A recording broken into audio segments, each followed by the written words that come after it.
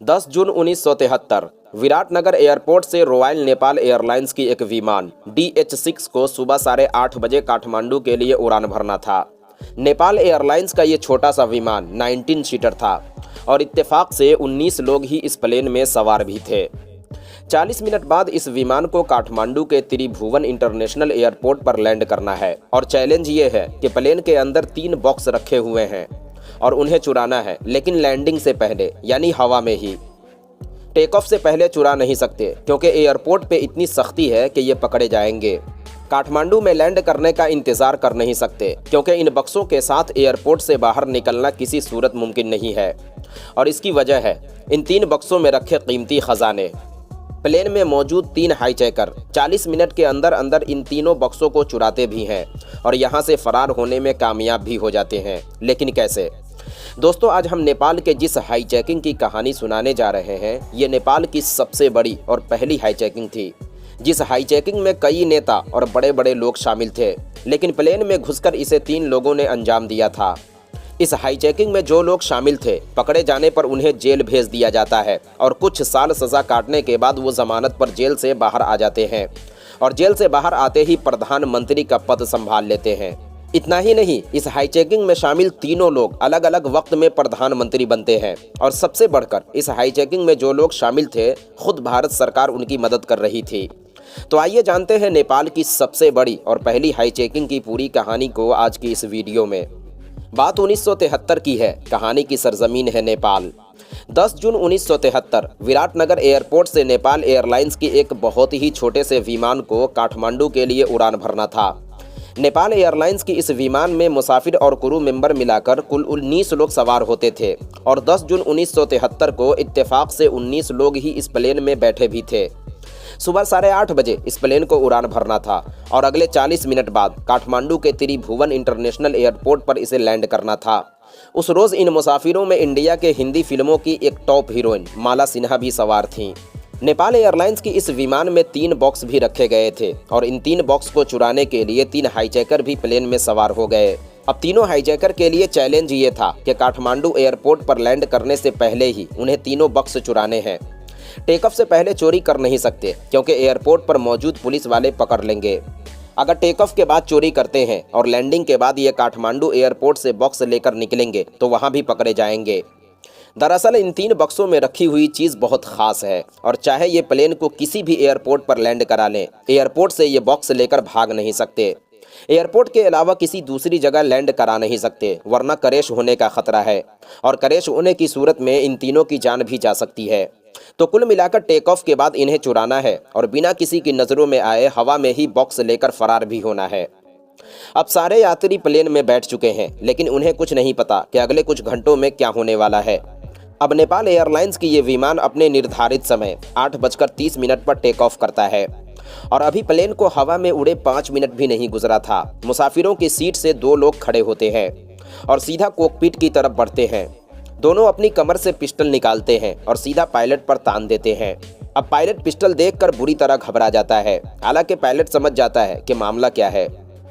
इधर मुसाफिरों में बैठे लोगों में से एक शख्स और उठता है, उसके हाथ में हथगोला यानी हैंड ग्रेनेड था। अब जैसे प्लेन में बैठे मुसाफिर उस शख्स के हाथ में हैंड ग्रेनेड देखते हैं, लोग बहुत ज़्यादा घबरा जाते हैं, चिल्लाना और शोर मचाना शुरू कर देते हैं। वो शख्स गुस्से में कहता है कि देखो, चीखना चिल्लाना बंद करो, हमारे हाथ में हैंड ग्रेनेड है, अगर ज़्यादा शोर मचाया ये फट जाएगा और तुम सभी लोग मारे जाओगे। अब पायलट प्लेन उड़ा रहा है, लेकिन अपने सर पर तने 2 पिस्टल देखकर उसकी हालत ख़राब है। धीरे धीरे उसका संतुलन बिगड़ता जा रहा है। इधर पीछे बैठे मुसाफिर एक शख्स के हाथ में हथगोला देखकर अलग सहमे हुए हैं। पायलट से लेकर मुसाफिर तक किसी को कुछ समझ में नहीं आ रहा कि ये क्या हो रहा है और आगे क्या होने वाला है। खैर, जिन 2 हाईजैकर्स ने पायलट को गन पॉइंट पर लिया था, उनमें का एक शख्स अपनी जेब से एक पेपर निकालता है। उस पेपर में एक नक्शा बना था। हाईजैकर उस पेपर को पायलट के सामने रख देता है और कहता है कि इस नक्शे के हिसाब से प्लेन उड़ाओ। अब इस प्लेन को जाना है काठमांडू और पेपर में जो नक्शा बना है वो इंडिया की तरफ जा रहा है। पायलट कंफ्यूज हो जाता है। पायलट कहता है, देखो, हम इस नक्शे के हिसाब से प्लेन नहीं उड़ा सकते, हमें नेपाल को काठमांडू में लैंड कराना है। ये नक्शा इंडिया की तरफ जा रहा है, तो ऐसा कैसे हो सकता है? हाईजैकर कहते हैं कि तुम्हें जितना कहा जा रहा है उतना करो, वरना 6 की 6 गोलियां तुम्हारी खोपड़ी में उतार देंगे और प्लेन में बैठे तमाम मुसाफिर भी मारे जाएंगे। हाईजैकर की धमकी भरी बातें सुनकर पायलट घबरा जाता है कि ये सनकी लोग हैं, अगर धोखे से भी इसने गोली चला दी तो तमाम मुसाफिरों की जान खतरे में पड़ जाएगी। और फिर हालात को मद्देनजर रखते हुए पायलट प्लेन का रुख इंडिया की तरफ मोड़ देता है। पेपर में जो नक्शा बना था वो इंडिया और ख़ास तौर से बिहार का था। जब प्लेन बिहार के फारबसगंज के करीब पहुंचता है तो नीचे एक बड़ा सा मैदान दिखता है। हाईजैकर कहते हैं कि देखो नीचे एक बड़ा सा मैदान दिख रहा है, प्लेन को इसी मैदान में लैंड कराओ। पायलट नीचे देखता है, एक बड़ा सा खाली मैदान दिखता है जिस मैदान के ऊपर घास भी थे। पायलट कहता है कि देखो हम रनवे के अलावा किसी ऐसी जगह प्लेन को लैंड नहीं करा सकते क्योंकि इसमें खतरा है। ये एक छोटा सा विमान है, इस मैदान में गड्ढे भी होंगे, ज़मीन उबड़ खाबड़ भी हो सकती है, जबकि प्लेन को लैंड कराने के लिए ज़मीन सपाट, चिकनी और प्लेन होनी चाहिए और प्लेन को लैंड कराने के लिए ये मैदान सही नहीं है। अगर इस मैदान में हम प्लेन को लैंड कराते हैं और अगर बैलेंस बिगड़ता है तो प्लेन में बैठे तमाम मुसाफिर मारे जाएंगे और साथ में तुम भी मरोगे। इसीलिए तुम किसी एयरपोर्ट के बारे में बताओ, हम प्लेन लैंड करा देंगे। हाईजैकर कहते हैं कि अपना ज्ञान अपने पास रखो और तुमसे जितना कहा जा रहा है उतना करो। प्लेन को इसी मैदान पर उतारना है और अगर तुमने नहीं उतारा तो हम तुम्हें गोली मार देंगे। हाईजैकर की बातें सुनकर पायलट मजबूर हो जाता है, उसके पास कोई दूसरा ऑप्शन था भी नहीं। पायलट ने सोचा अगर इसने गोली चलाई और हम मरे तो प्लेन में बैठे तमाम मुसाफिरों का मरना तय है, लेकिन अगर हम प्लेन को लैंड कराते हैं तो हो सकता है सही सलामत लैंड कराने में कामयाब हो भी जाएं। पायलट ने ऊपर वाले का नाम लिया और प्लेन को नीचे उतारना शुरू किया। अब धीरे धीरे प्लेन एक ऐसे मैदान पर लैंड करने जा रहा है जहां कुछ भी हो सकता है। पायलट से लेकर तमाम मुसाफिरों की सांसें अटकी हुई हैं कि पता नहीं अब क्या होगा। इधर इस मैदान से कुछ दूरी पर कुछ लोगों के घर भी थे। अब जब इन लोगों ने एक प्लेन को इतने करीब से देखा तो घबरा गए। चूंकि प्लेन काफ़ी नीचे आ चुका था तो कुछ लोग शौक से भी प्लेन को देखने के लिए मैदान की तरफ भागे और आखिर ये प्लेन फारबसगंज के इसी अजनबी मैदान पर सही सलामत लैंड कर गया। अब इस मैदान के दाएं बाएं काफ़ी लोग भी जमा हो चुके थे क्योंकि एक अनजान मैदान पर प्लेन लैंड किया था तो जाहिर सी बात है भीड़ तो जमा होगी ही। जिस मैदान पर प्लेन को उतारा गया उससे कुछ दूरी पर 3 जीप खड़ी थी। प्लेन जैसे उतरा, जीप में से कुछ लोग प्लेन की तरफ बढ़े।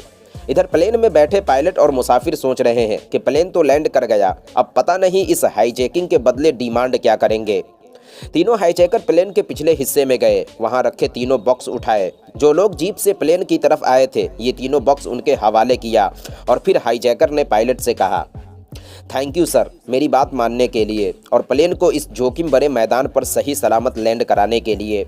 अब आप आज़ाद हैं और जहां चाहे जा सकते हैं, और हाँ मेरी तरफ से जो आपको तकलीफ़ हुई उसके लिए सॉरी। इतना कहकर हाईजैकर और बाकी तमाम लोग तीनों बॉक्स के साथ जीप में बैठे और वहां से फरार हो गए। थोड़ी देर तक पायलट और तमाम मुसाफिर यही सोचते रहे कि यार ये अजीब हाईजैकर थे, न कोई डिमांड न कोई मांग, तो क्या ये सारा ड्रामा महज 3 बॉक्स के लिए था। खैर इस हाईजैकिंग की खबर काठमांडू तक पहुंची। इस हाईजैकिंग की खबर से पूरे नेपाल में खलबली मच गई क्योंकि जिस तरीके से एक अनजान मैदान पर इस प्लेन को उतारा गया था कुछ भी हो सकता था। ये कहानी उस दौर की है जब नेपाल में राजशाही हुआ करती थी, यानी जो भी फैसला करेगा यहाँ का राजा करेगा, आम लोगों का एक तरह से कोई अधिकार नहीं। इधर पायलट ने हाईजैकिंग के खिलाफ एक कंप्लेन दर्ज कराया और बात दिल्ली तक पहुंच गई क्योंकि एक नेपाल एयरलाइंस की विमान को हाईजैक करके इंडिया में लैंड कराया गया था। देश भर में हाईजैकिंग को लेकर चर्चे भी हो रहे थे। खैर दिल्ली में बैठे लोगों को इस हाईजैकिंग की खबर सुनकर अजीब भी लगा कि यार इन हाईजैकर का मकसद क्या था। प्लेन को एक अनजान जगह लैंड कराया, प्लेन क्रैश भी हो सकता था, न उन्होंने कोई डिमांड रखी न किसी मुसाफिर को नुकसान पहुंचाया, बस पायलट को एक नक्शा दिखाया कि इस नक्शे के मुताबिक प्लेन उड़ाओ और फिर लैंडिंग के बाद हाईजैकर्स बक्से लेकर भाग गए। तो क्या ये सारा खेल प्लेन में रखे 3 बक्सों के लिए खेला गया? और अगर ऐसा है तो आखिर इन बक्सों में ऐसा था क्या जो हाईजैकर ने अपनी और तमाम मुसाफिरों की जान खतरे में डाली? अब इस प्लेन हाईजैकिंग को लेकर जांच पड़ताल शुरू हुई और पहली चीज़ जो सामने आई वो ये थी, प्लेन में जो 3 बक्स रखे गए थे उन 3 बक्सों में भारतीय करेंसी के 30 लाख रुपए पड़े थे। 30 लाख रुपए की आज जब इतनी वैल्यू है तो उस ज़माने में कितनी वैल्यू रही होगी आप खुद अंदाज़ा लगा सकते हैं। और ये सारा खेल उन 30 लाख रुपए के लिए रचा गया था। लेकिन सवाल ये है कि ये लोग कौन थे और उन्होंने ऐसा क्यों किया? जांच पड़ताल चलती रही और फिर पता चला कि ये 30 लाख रुपए जो 3 अलग अलग बक्सों में रखे गए थे ये कुछ रोज पहले बिहार के अररिया जिला से सड़क के रास्ते विराटनगर भेजे गए थे। क्योंकि आपको पता है कि इंडिया और नेपाल एक दूसरे के पड़ोसी हैं, तो आपस में चीज़ों की खरीदो फरोख्त और पैसों की लेन देन होती रहती है। तो बिहार के अररिया से ये तमाम पैसे सड़क के रास्ते विराटनगर भेजे गए और विराटनगर से प्लेन में रखकर ये तमाम पैसे काठमांडू भेजे जा रहे थे और फिर इन पैसों को काठमांडू के इंटरनेशनल बैंक में डाला जाना था ताकि सरकार चलाने के काम में आ सके। लेकिन काठमांडू पहुंचने से पहले ही ये तमाम पैसे लूट लिए गए। खैर, जांच पड़ताल चलती रही, एक एक कर इन लोगों की गिरफ्तारी भी हुई और फिर जब इन तमाम लोगों से पूछताछ हुई तो एक अजीब कहानी सामने आई। जैसा कि मैंने आपको पहले बताया कि उस वक्त नेपाल में राजशाही चल रही थी और नेपाल में बहुत सारी पार्टियां इस राजशाही का विरोध कर रही थीं। नेपाल की आम पब्लिक भी परेशान थी क्योंकि सारी ताकत यहाँ की राजशाही परिवार के हाथ में थी और यही वजह है जो वो बहुत सारे फैसले अपनी मर्जी से ले रहे थे। लोग काफ़ी परेशान थे। तमाम पार्टियों का एक ही मकसद था कि नेपाल से राजशाही का खात्मा हो और लोकतंत्र की स्थापना हो, लोग सुकून से और अपनी मर्जी के मुताबिक जी सकें। और इन्हीं आंदोलनकारियों में नेपाल की एक बहुत बड़ी पार्टी थी जिस पार्टी का नाम था नेपाली कांग्रेस। नेपाली कांग्रेस 70 के दशक से ही राजशाही के खिलाफ आवाज़ उठाना शुरू कर चुकी थी। लेकिन जाहिर सी बात है, किसी भी पार्टी को चलाने के लिए पैसों की ज़रूरत होती है, क्योंकि आंदोलन को बढ़ावा देने के लिए हथियारों की भी ज़रूरत पड़ती है। इसमें शामिल लोगों को पैसे भी देने हैं, लोगों को खिलाने पिलाने के लिए अनाज भी खरीदना है। कुछ दिनों तक ये पार्टी लोगों के जरिए दिए गए चंदे के पैसे से चलती रही, लेकिन नेपाल और यहाँ रहने वाले लोगों के हालात इतने ख़राब हो गए कि खाने पीने के लिए उनके पास पैसे नहीं थे, तो पार्टी चलाने और आंदोलन को आगे बढ़ाने के लिए चंदा कहाँ से देते। लेकिन आंदोलन को रोक भी नहीं सकते थे क्योंकि नेपाल की राजशाही से लोग तंग आ चुके थे। अब सवाल है, आंदोलन को चलाने के लिए पैसे कहाँ से आएंगे। उस समय नेपाली कांग्रेस के कुछ नेता जेल में पड़े थे। उन्हीं में एक शख्स था जिसका नाम था गिरिजा प्रसाद कोइराला।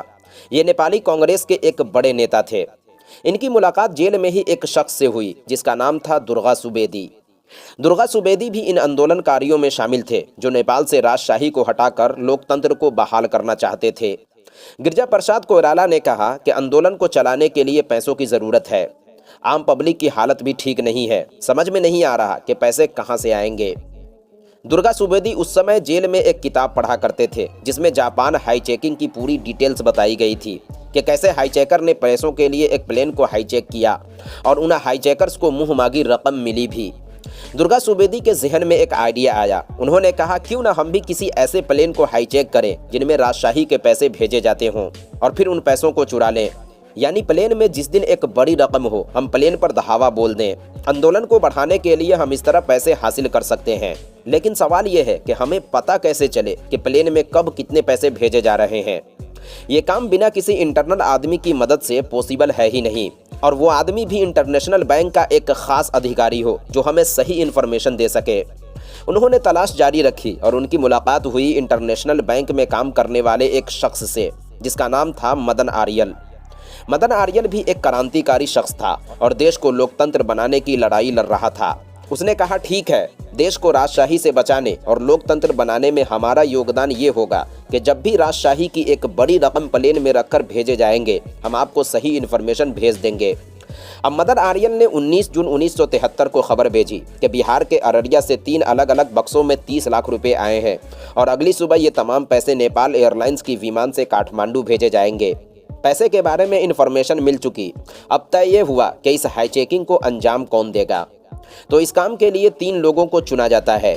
इनमें पहले शख्स का नाम था बसंत भतरा, दूसरा दुर्गा सुवेदी यानी वो शख्स जो इस पूरी रॉबरी का असल मास्टरमाइंड था, और एक तीसरा शख्स भी था जिसका नाम था नागेंद्र शर्मा ढुनकेल। ये तीनों क्रांतिकारी थे। अब प्लानिंग ये हुई कि पैसे लेकर करना क्या है, तो इसकी भी पूरी प्लानिंग की गई और इन पैसों को सही जगह पहुंचाने की जिम्मेदारी एक भारतीय नागरिक नागेश शर्मा के हवाले की गई। नागेश शर्मा उस वक्त दार्जिलिंग में रहा करते थे। अब इन लोगों ने मशवरा किया कि प्लेन को लैंड कहाँ किया जाए। सबसे पहले तय यह हुआ कि इंडिया के किसी एयरपोर्ट पर लैंड कराया जाए, लेकिन खतरा यह था कि जैसे प्लेन हाईजैकिंग की खबर मिलती, एटीसी और एयरपोर्ट पर मौजूद पुलिसकर्मी अलर्ट हो जाते और फिर ये एयरपोर्ट से बॉक्स लेकर भाग नहीं पाते। फिर तय हुआ कि लैंडिंग के लिए ऐसी जगह चुना जाए जहां पुलिस और सरकार पहुंच नहीं पाए, और जब तक उन्हें पता चले हम पैसे लेकर फरार हो जाएं। और फिर फारबसगंज के इसी मैदान को लैंडिंग के लिए चुना जाता है। इन हाईजैकर को भगाने के लिए जो शख्स जीप लेकर आए थे वो यही नागेश शर्मा थे, जो दार्जिलिंग में रहा करते थे, और पैसों को ठिकाने लगाने की जिम्मेदारी भी इन्हीं की थी। अब ये सभी पैसे लेकर सबसे पहले दार्जिलिंग पहुंचे, वहां से बनारस गए और फिर वहां से मुंबई पहुंचे। मुंबई में इन्होंने 30 लाख रुपए को नेपाल भेजने के लिए ठिकाना लगा दिया और फिर ये तमाम लोग दिल्ली पहुंचे। दिल्ली पहुंचने की वजह थी, नेपाली कांग्रेस के एक बड़े नेता दिल्ली में ही अड्डा जमाए हुए थे, जिनका नाम था बीपी कोइराला। और ये बीपी कोइराला हिंदी फिल्म की मशहूर एक्ट्रेस मनीषा कोइराला के दादाजी थे। बीपी कोइराला साल 1973 में नेपाली कांग्रेस के अध्यक्ष हुआ करते थे। चूंकि भारत सरकार भी नेपाल में लोकतंत्र की स्थापना के लिए चल रही आंदोलन की मदद कर रही थी, तो बीपी कोइराला भी दिल्ली में डेरा डाले हुए थे। और यही बीपी कोइराला साल 1959 से 1960 तक नेपाल के प्राइम मिनिस्टर भी रहे। और इसी बीपी कोइराला के बड़े भाई गिरिजा कोइराला भी थे, जो इस पूरी रॉबरी के असल मास्टरमाइंड थे। यानी रॉबरी को अंजाम कैसे देना है, सारी प्लानिंग उसी ने की थी। हालांकि रॉबरी का आइडिया दुर्गा सुबोधी का था। खैर, धीरे धीरे इस रॉबरी में शामिल सभी लोग गिरफ्तार हुए, 3-3 साल की सज़ा सुनाई गई। 1973 में ये जेल गए और 1975 में देश में इमरजेंसी लग गई और फिर 75 के लास्ट में इन सभी को जमानत भी मिल गई। जमानत के बाद ये सभी नेपाल पहुंचे और लोकतंत्र के आंदोलन को और बढ़ावा दिया। और आखिर एक वक्त ऐसा भी आया जब नेपाल की राजशाही झुकी, लोकतंत्र की बहाली हुई, लोगों की बेचैनी चैन में बदली। ये सारी चीज़ें तो होती रहीं, लेकिन सबसे बढ़कर इस हाईचेकिंग में जितने भी लोग शामिल थे वो कोई क्रिमिनल और गुंडा नहीं बने, बल्कि ये बड़े बड़े पोस्टों और ओहदों पर बहाल किए गए। इस हाईचेकिंग के असल मास्टरमाइंड गिरिजा प्रसाद कोइराला देश के पहले पीएम बने। उनके छोटे भाई भी पीएम बने। और इसी हाईचेकिंग में शामिल एक सुशील कुमार कोइराला थे, ये भी जेल से निकलने के बाद प्रधानमंत्री बने। तो इस हाईचेकिंग में शामिल 3 लोग अलग अलग वक्त में नेपाल के प्रधानमंत्री बने। इधर नेपाल एयरलाइंस की वो प्लेन जिसे हाईजैक किया गया था दोबारा से नेपाल पहुंचा और अगले 41 साल तक ये प्लेन उड़ता रहा। और जब भी लोग इस प्लेन को देखते तो सोचते, अच्छा ये वही प्लेन है जिसे हाईजैक किया गया था। और फरवरी 2014 में नेपाल एयरलाइंस की यही प्लेन विराटनगर से काठमांडू के उड़ान पर था और अचानक से ये प्लेन हादसे का शिकार हो गया। उस रोज प्लेन में 18 लोग सवार थे। इन 18 के 18 लोगों की मौत हो गई। चूंकि ये प्लेन लोकतंत्र के लिए एक यादगार प्लेन था, इसके तमाम पार्ट पुर्जों को जोड़ा गया और फिर इसे लोकतंत्र की बहाल की निशानी के तौर पर म्यूजियम में रख दिया गया कि ये है हमारी आज़ादी की सबसे बड़ी निशानी। तो दोस्तों, ये थी एक अजीब प्लेन हाईचेकिंग की पूरी कहानी। उम्मीद है ये कहानी आपको पसंद आई होगी। अगर कहानी पसंद आई तो ऐसे ही और भी इंटरेस्टिंग कहानियाँ सुनने के लिए चैनल को ज़रूर सब्सक्राइब करें। मिलते हैं किसी नई वीडियो के साथ, जब तक के लिए अपना ख्याल रखें।